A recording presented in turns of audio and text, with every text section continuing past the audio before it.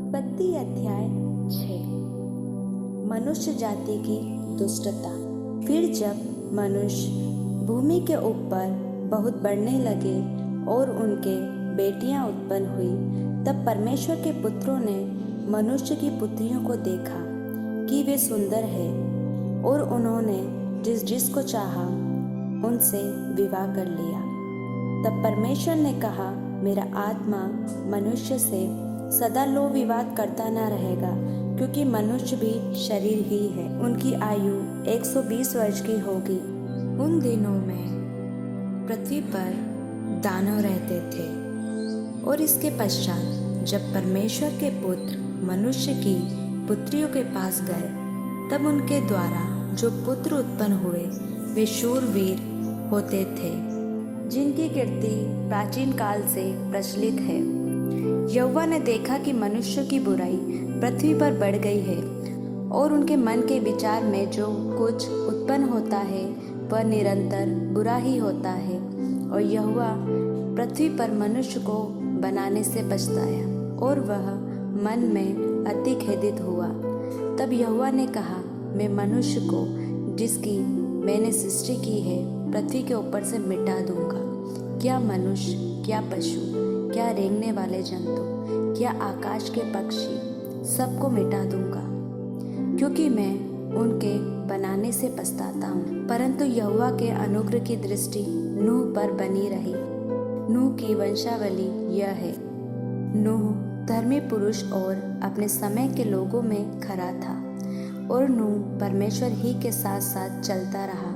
और नूह से शेम और हाम और येपेत नामक 3 पुत्र उत्पन्न हुए। उस समय पृथ्वी परमेश्वर की दृष्टि में बिगड़ गई थी और उपद्रव से भर गई थी।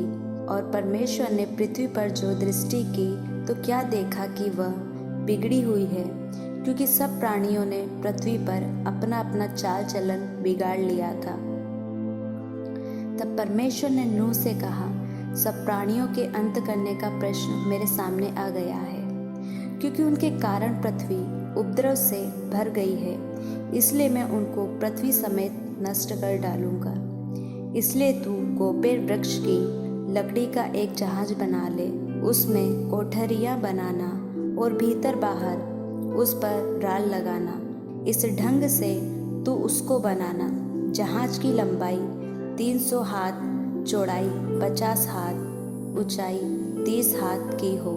जहाज में एक खिड़की बनाना और उसके एक हाथ ऊपर से उसकी छत बनाना, और जहाज की एक ओर एक द्वार रखना, और जहाज में पहला, दूसरा, तीसरा खंड बनाना। और सुन, मैं आप पृथ्वी पर जल प्रलय करके सब प्राणियों को जिसमें जीवन का प्राण है आकाश के नीचे से नष्ट करने पर हूँ, और सब जो पृथ्वी पर है मर जाएंगे।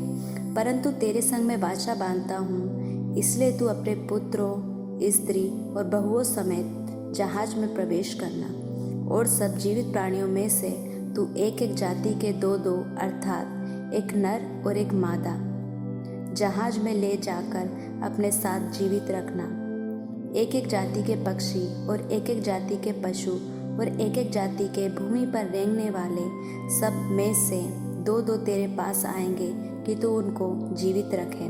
और भांति भांति का भोज्य पदार्थ जो खाया जाता है उनको तू लेकर अपने पास इकट्ठा कर रखना, जो तेरे और उनके भोजन के लिए होगा।